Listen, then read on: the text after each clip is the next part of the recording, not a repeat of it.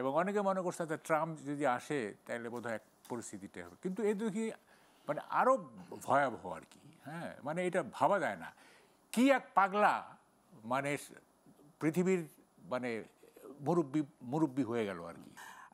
আলোচনা শুরু করার আগে আজকে ঢাকার অনেকগুলো বিক্ষোভ হয়েছে, ঢাকার বাইরেও হচ্ছে।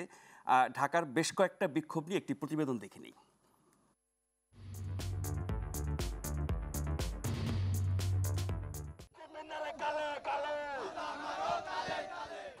এভাবেই মঙ্গলবার সকাল থেকে স্লোগানে স্লোগানে মুখরিত হয়ে ওঠে ঢাকা বিশ্ববিদ্যালয় সহ রাজধানীর বিভিন্ন এলাকা। ফিলিস্তিনে ইসরায়েলি নৃশংস হামলা ও গণহত্যার প্রতিবাদে বিশ্বজুড়ে ডাকা গ্লোবাল স্ট্রাইক ফর গাজায় সামিল হয়ে জেগে উঠেছে বাংলাদেশ। ঢাকা বিশ্ববিদ্যালয়ের রাজু ভাস্কর্যের পাদদেশে আগুনঝরা বক্তব্যে ইসরায়েলের নৃশংস গণহত্যার চিত্র তুলে ধরেন শিক্ষার্থীরা। তাদের হাতে বিভিন্ন স্লোগানে লেখা প্লেকার্ড, কণ্ঠে ফিলিস্তিনিদের প্রতি সহমর্মিতা আর চোখে ইসরায়েলি আগ্রাসনের প্রতি তীব্র ঘৃণা। যে নির্মম নির্যাতন পরিচালিত হচ্ছে এটা শুধুমাত্র একটা ধর্মীয় ইস্যুতে বর্তমানে সীমাবদ্ধ নয়। দ্বিতীয় কেন্দ্রস্থল বাইতুল মাকদিসের গম্বুজে যখন আঘাত হয়েছে তখনও মুসলমানরা নিশ্চুপ থেকেছে। ইসরায়েলি বাহিনীর নির্বিচারে মুসলমানদের গণহত্যার প্রতিবাদে ঢাকা বিশ্ববিদ্যালয়ের বিক্ষোভ করেছে আরও বেশ কিছু সংগঠন। তারা জানান, গাজার মুসলমানদের পাশে দাঁড়ানো বিশ্বের সব মুসলমানদের নৈতিক দায়িত্ব। মুসলমান নেতৃবৃন্দের প্রতি যে আপনারা সবাই ঐক্যবদ্ধ হন। তারা অ্যাম্বুলেন্সকে ঘেরাও দিয়ে অ্যাম্বুলেন্সের ভিতর লোকদেরকে গুলি করে মেরেছে। ফিলিস্তিনের যে হামলা হচ্ছে, এই বর্বরচিত হামলার নিন্দা ও প্রতিবাদ জানাই। আহ্বান করব বিশ্ব নেতাদের, তারা দ্রুত সময়ে এই বিষয়ে একটি হস্তক্ষেপ করার জন্য এবং শান্তি প্রতিষ্ঠায় তারা এগিয়ে আসার জন্য। প্রতিবাদ হয় বিভিন্ন সরকারি বেসরকারি বিশ্ববিদ্যালয়েও। এ সময় তারা অভিযোগ করেন, মুসলিম বিশ্বের নেতাদের অক্ষমতা ও নিশ্চুপ আচরণই যুক্তরাষ্ট্র ও ইসরায়েল বেপরোয়া গণহত্যার সাহস দেখিয়েছে। আমাদের প্যালেস্টাইন রাষ্ট্রদূত বলেছিল যে আমাদের সাহায্য সহযোগিতা, আর্থিক সাহায্য দরকার নেই, কিন্তু আমাদের দরকার আপনাদের মানবিক সমর্থন। আমাদের সমর্থনটা সবসময়ের জন্য তাদের প্রতি আছে। এদিকে জাতীয় মসজিদ বাইতুল মুকাররমে জোহরের নামাজ শেষে ইসরায়েলি বাহিনীর নৃশংস গণহত্যা বন্ধে স্লোগান তোলেন মুসল্লিরা। তারা বলেন, শুধু বাংলাদেশ নয়, বিশ্বের প্রতিটি মুসলিম দেশেরই এই গণহত্যার বিরুদ্ধে রুখে দাঁড়ানো উচিত। জাতিসংঘকে উদাত্ত আহ্বান জানাচ্ছি, অনতিবিলম্বে এর একটা সমাধান টানতে হবে, নতুবা এই জাতিসংঘ সারা পৃথিবীর সকল মানুষ থেকে বিচ্ছিন্ন হয়ে যাবে। আমরা যাতে আকসাকে আমাদের অন্তরে জিয়ে রাখতে পারি, আল্লাহ আমাদেরকে সে তৌফিক দিন। আলাউদ্দিন আল আজাদ, গ্লোবাল টেলিভিশন, ঢাকা। ঢাকার আরেকটি সমাবেশে বিএনপি স্থায়ী কমিটির সদস্য জনাব সালাউদ্দিন আহমেদ যে বক্তব্য রেখেছেন তার কিছুটা আমরা একটু শুনে নেই।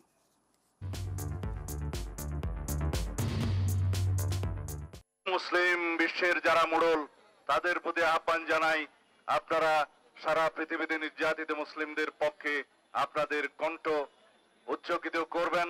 আপনারা ব্যবস্থা নেবেন যাতে বিভিন্ন রকমের ষড়যন্ত্রের ফলে বিশ্বের পরাশক্তিরা যে ইসরায়েলের পক্ষে ভূমিকা রাখছে সেটা বন্ধ হয়। বিগত ফ্যাসিবাদী সরকার আওয়ামী লীগ পরোক্ষভাবে ইসরায়েলকে স্বীকৃতি দিয়েছিল। কিভাবে? তারা বাংলাদেশের পাসপোর্টে ইসরায়েল ব্যতীত সকল রাষ্ট্রে গমনের যে নির্দেশনা ছিল সেখান থেকে ইসরায়েল শব্দটি রিমুভ করে দিয়েছিলেন, প্রত্যাহার করে নিয়েছিলেন। তার মানে দাঁড়ায় তারা ইসরায়েলকে স্বীকৃতি দিয়েছিল, অথচ তারা বাংলাদেশের মুসলমানদের পক্ষে, সারা পৃথিবীর মুসলমানদের পক্ষে মায়া কান্নাও কান্ত। বাংলাদেশের বিরোধী রাজনৈতিক দলীয় রাজনৈতিক কর্মী এবং যারা ফ্যাসিবাদের বিরুদ্ধে আন্দোলন করেছে, সকল গণতান্ত্রিক শক্তি, সামাজিক শক্তি সহ দেশের আপামর জনসাধারণের বিরুদ্ধে আড়ি পাতা যন্ত্রের মাধ্যমে যে নির্যাতনের তারা সূচনা করেছিলেন, সেই আড়ি পাতা যন্ত্র পেগাসাস স্পাইওয়ার সে ইসরায়েল থেকে তারা খরিদ করেছিল এই হাসিনা সরকার। মাহবুব কামাল ভাই, ঈদের আগে আমরা বিভিন্ন টকশোতে আলোচনা শুনেছি যে ঈদ পরবর্তী রাজনীতি কি হতে পারে। ঈদের একটা লম্বা ছুটি গেছে, ঈদ পরবর্তী রাজনীতি কি এখন গাজা ইসরায়েলি হামলা, আমেরিকার সমর্থন, এর বিরুদ্ধে সারা বিশ্বে বিক্ষোভ, সারা দেশে বিক্ষোভ দুদিন ধরে বাংলাদেশে চলছে। ঈদের আগ পর্যন্ত আমরা নির্বাচন, সংস্কার, বিচার এগুলোই রাজনীতিতে প্রতিদিন কথা শুনতাম এবং সেগুলো নিয়ে আমরা আলোচনা করতাম। সংস্কার, বিচার এবং নির্বাচনকে কি ছাপিয়ে গেল এই গাজার বিষয়টি? হ্যাঁ, ছাপিয়ে আমাদের রাজনীতিতে। হ্যাঁ, ছাপিয়ে গেছে। দেখেন, নেভার ইন দি হিস্ট্রি, গাজায় যে জেনোসাইড, এটা never in the history. Even আপনার সেকেন্ড গ্রেট ওয়ার্ল্ড ওয়ারে আমেরিকা নিউক্লিয়ার পাওয়ার ইউজ করছে হিরোশিমা এবং নাগাসাকিতে। আমার কাছে মনে হচ্ছে যে ওই ভয়াবহতা থেকে গাজার যে ভয়াবহতা সেটা আরও বেশি ডেঞ্জারাস, আরও বেশি ভয়ঙ্কর। এবং আমেরিকা 60s-এ এবং আর্লি 70s-এ আমেরিকার যে ভূমিকা আমরা দেখছি, হ্যাঁ, বিশেষ করে ভিয়েতনামে, তারপরে ধরেন যে যেমন বলিভিয়াতে মানে নিমিষে প্রেসিডেন্সিয়াল প্যালেস গুড়িয়ে দিয়ে বলছে যে will not allow any Angola in our door step, এগুলো তো আমরা জানি।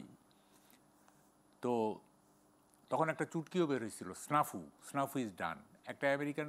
একটা জায়গায় আমেরিকা গেল, তখন তো এইসব ছিল না, এই ফেসবুক টেসবুকগুলো ছিল না, তখন টেলেক্স আসতো, স্নাফু ইজ ডান, মানে situation normal, all fucked up, মানে সিচুয়েশন নর্মাল করে দিছি, মেরে টেরে একেবারে ঠান্ডা। স্নাফু, SNAFU, এটার ইলাবোরেশন হচ্ছে situation normal, all fucked up. তো এই আমেরিকা তো আমরা দেখছি আর কি। হ্যাঁ, দেখেন মানে গত নির্বাচনে বাইডেন হারার পেছনে অন্যতম কারণ ছিল গাজার তার নীতি, হ্যাঁ, ইত্যাদি।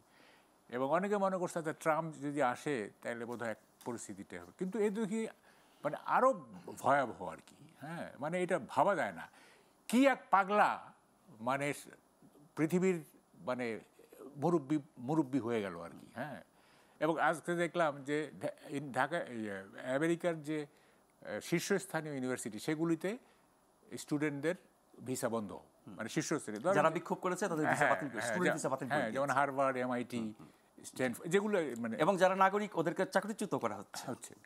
এটা পাগলা। এই যে ট্যারিফ, এটা তো ইকোনমিক ইম্পেরিয়ালিজম, এইটা মানে অর্থনৈতিক সাম্রাজ্য। কিন্তু সে এগুলো করবে ঘোষণা দিয়ে তো ক্ষমতা এসেছে। হ্যাঁ, করবে।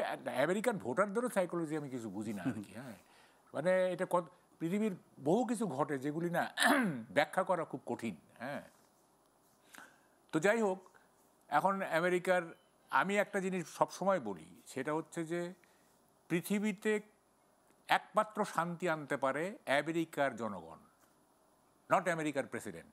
কিন্তু আমেরিকার জনগণ তো বিক্ষোভে অনেক দিন ধরে বলছি আমি, পুতিন না, তারপরে ট্রাম্প না, শি জিনপিং কেউই পৃথিবীতে শান্তি আনতে পারবে না। পারবে আমেরিকার সাধারণ মানুষ।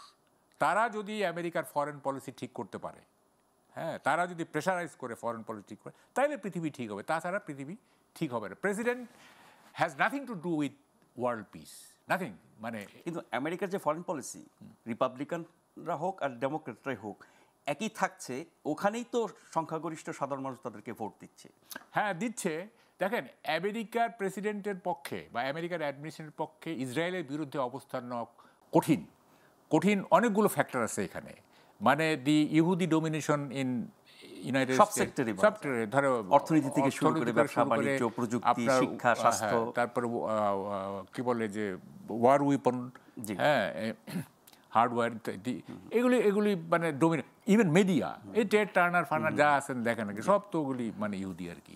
সো মিডিয়া যাদের হাতে, অস্ত্র ব্যবসা যাদের হাতে, এই শক্তিকে মানে বাইপাস করে মানে একটা মানে অ্যান্টি ইসরায়েল মানে তারা স্ট্যান্ড নিবে, এটা খুব ডিফিকাল্ট। আচ্ছা, তো এখন দেখেন যে জেনোসাইড মানে হচ্ছে আর কি, মানে ভাবা যায়। আমি কালকে দেখেন এই বয়সে আমি অফিসে যাচ্ছিলাম, একটা মিছিল যাচ্ছিল অ্যান্টি ইসরায়েল, আমি সিএনজি থেকে নেমে আই পার্টিসিপেটেড, এবং আমি 4-5 মিনিট ছিলাম ওদের সঙ্গে। হ্যাঁ, 4-5 মিনিট ছিলাম, এবং একটা ছেলে আঙ্কেল বলে আমাকে জড়ায় ধরে কেঁদে দিল আর কি।